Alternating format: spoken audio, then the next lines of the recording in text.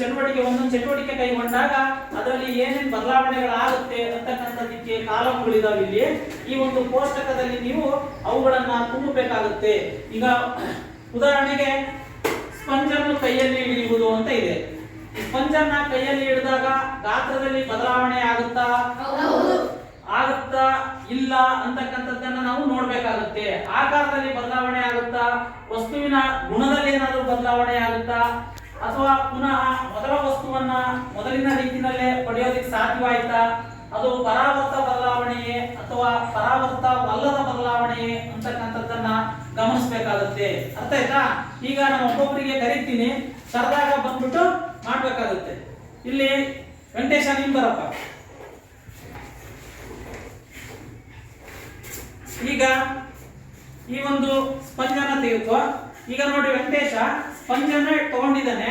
ಆ ಸ್ಪಂಜನ್ನ ಕೈಯಲ್ಲಿ ಬಿಗಿಯಾಗಿ ಹಿಡ್ಕೊಳ್ತಾನೆ. ಬಿಗಿಯಾಗಿ ಹಿಡಿಯಪ್ಪ. ಬಿಗಿಯಾಗಿ ಹಿಡಿದಿದ್ದಾನೆ ಅಲ್ವಾ? ಸ್ಪಂಜನ್ನ ಕೈಯಲ್ಲಿ ಬಿಗಿಯಾಗಿ ಹಿಡಿದಿದ್ದಾನೆ. ಈ ಹಿಡಿದಾದ ನಂತರದಲ್ಲಿ ಅದನ್ನ ಬಿಡು. ಈಗ ಅದನ್ನ ಬಿಟ್ಟೀಗ ಈಗ ನೀನು ಬಿಗಿಯಾಗಿ ಹಿಡಿದಾಗ ಅದರಲ್ಲಿ ಏನೇನು ಬದಲಾವಣೆ ಆಯ್ತು ಅಂತಕ್ಕಂಥದ್ದನ್ನ ನೋಡ್ಬೇಕು. ಇಲ್ಲಿ ಈಗ ಬಿಗಿಯಾಗಿ ಹಿಡಿ, ಅದನ್ನ ನೋಡು. ಈಗ ಗಾತ್ರದಲ್ಲಿ ಏನಾದ್ರು ಬದಲಾವಣೆ ಆಗಿದೆಯೇನಪ್ಪ? ಗಾತ್ರದಲ್ಲಿ ಬದಲಾವಣೆ ಆಗಿದೆಯಾ? ಹೌದು, ಗಾತ್ರದಲ್ಲಿ ಬದಲಾವಣೆ ಆಗಿದೆ. ಹೌದು. ಈಗ ಆಕಾರದಲ್ಲಿ ಏನಾದ್ರು ಬದಲಾವಣೆ ಆಗಿತ್ತಾ? ಆಕಾರದಲ್ಲಿ ಬದಲಾವಣೆ ಆಗಿದೆಯಾ? ಆಗಿದೆ. ಹೌದು. ಅದರ ಗುಣದಲ್ಲಿ ಏನಾದ್ರು ಬದಲಾವಣೆ ಆಗಿದೆಯಾ? ಅದರ ಗುಣಗಳು ಏನಾದ್ರು ಚೇಂಜಸ್ ಆಗಿದಾವ? ಇಲ್ಲ. ಗುಣಗಳಲ್ಲಿ ಏನೇ ಬದಲಾವಣೆಗಳು ಆಗಿಲ್ಲ. ಆ ವಸ್ತುವನ್ನ ಪುನಃ ಮೊದಲಿನ ರೀತಿಗೆ ಪಡೆಯೋದಕ್ಕೆ ಸಾಧ್ಯವಾಗ್ತಾ ಇದೆಯಾ? ಪಡಿಬಹುದಲ್ವಾ? ಬಿಗಿಯಾಗಿ ಹಿಡಿದಾಗ ಮುದುಡಿಯಾಗಿತ್ತು, ಕೈಯನ್ನ ಬಿಟ್ಟಾಗ ಮೊದಲಿನ ಸ್ಥಿತಿಗೆ ಅದು ಬಂತು. ಹಾಗಾಗಿ ಪುನಃ ಮೊದಲಿನ ಸ್ಥಿತಿಗೆ ಅದನ್ನ ಪಡೆಯಬಹುದು. ಹೌದು. ಹಾಗಾದ್ರೆ ಇದು ಪರಾವರ್ತ ಬದಲಾವಣೆನೋ ಪರಾವರ್ತವಲ್ಲದ ಬದಲಾವಣೆನೋ? ಎಂತ ಬದಲಾವಣೆ? ಪರಾವರ್ತ ಬದಲಾವಣೆ. ಪರಾವರ್ತ ಬದಲಾವಣೆ. ಈಗ ಸ್ಪಂಜನ್ನ ಕೈಯಲ್ಲಿ ಬಿಗಿಯಾಗಿ ಹಿಡಿಯುವುದು ಅಂತಕ್ಕಂಥದ್ದು ಎಂತ ಬದಲಾವಣೆಯಪ್ಪ? ಪರಾವರ್ತ ಬದಲಾವಣೆ. ಈಗ ನೀನು ಹೋಗಪ್ಪ. ಈಗ ನೆಕ್ಸ್ಟ್ ಎರಡನೇ ಚಟುವಟಿಕೆಯನ್ನ ಬರೆದಿದ್ದೀನಿ ನಾನು. ಯಾವುದು? ಬಾರಮ್ಮ ನೀನು. ಈಗ ಗಗನ ಬರ್ತಿದ್ದಾಳೆ. ಗಗನ ಏನ್ ಮಾಡ್ತಾ ಇದ್ದಾಳೆ? ಇಲ್ಲಿರ್ತಕ್ಕಂಥ ಒಂದು ಪೇಪರ್ ಅನ್ನ ಕತ್ರಿ ತಗೊಂಡು ಕತ್ತರಿಸ್ಬೇಕು. ತಗೊಳಮ್ಮ, ತಗೊಂಡು ಕಟ್ ಮಾಡು. ಕಟ್ ಮಾಡಿ. ನೀನು ಯಾವ ತರ ಬೇಕಾದ್ರೆ ಕಟ್ ಮಾಡ್ತಾವ. ನೋಡ್ರಿ, ಅವಳು ಕಟ್ ಮಾಡ್ತಾ ಇದ್ದಾಳೆ. ಕಟ್ ಮಾಡಿದ್ದು ಎಷ್ಟು ಭಾಗಗಳಾಗಿ ಕಟ್ ಮಾಡಿದಾಳೆ?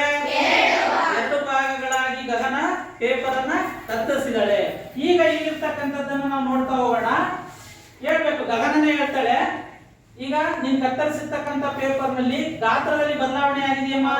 ಹೌದು, ಗಾತ್ರದಲ್ಲಿ ಬದಲಾವಣೆ ಆಗಿದೆ. ಅದರ ಆಕಾರದಲ್ಲಿ ಬದಲಾವಣೆ ಆಗಿದೆಯಾ? ಹೌದು, ಆಕಾರದಲ್ಲೂ ಕೂಡ ಬದಲಾವಣೆ ಆಗಿದೆ. ಅದರ ಗುಣದಲ್ಲಿ ಏನಾದ್ರು ಬದಲಾವಣೆ ಆಗಿದೆಯಾ? ಗುಣದಲ್ಲಿ ಏನಾದ್ರು ಬದಲಾವಣೆ ಆಗಿದೆ? ಇಲ್ಲ, ಗುಣದಲ್ಲಿ ಏನು ಬದಲಾವಣೆ ಆಗಿಲ್ಲ. ಅದು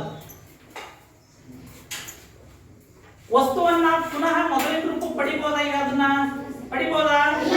ಇಲ್ಲ, ಪಡೆಯೋದಿಕ್ಕೆ ಆಗೋದಿಲ್ಲ. ಹಾಗಾದ್ರೆ ಇದು ಪರಾವರ್ತ ಬದಲಾವಣೆಯೇ ಪರಾವರ್ತವಲ್ಲದ ಬದಲಾವಣೆಯೇ? ಪರಾವರ್ತವಲ್ಲದ ಬದಲಾವಣೆ ಅಂತ ಹೇಳ್ತಾ ಇದ್ದಾಳೆ. ಸರಿನಾ ತಪ್ಪು? ಸರಿ. ಹಾಗಾದ್ರೆ ಎಂತ ಬದಲಾವಣೆ ಇದು?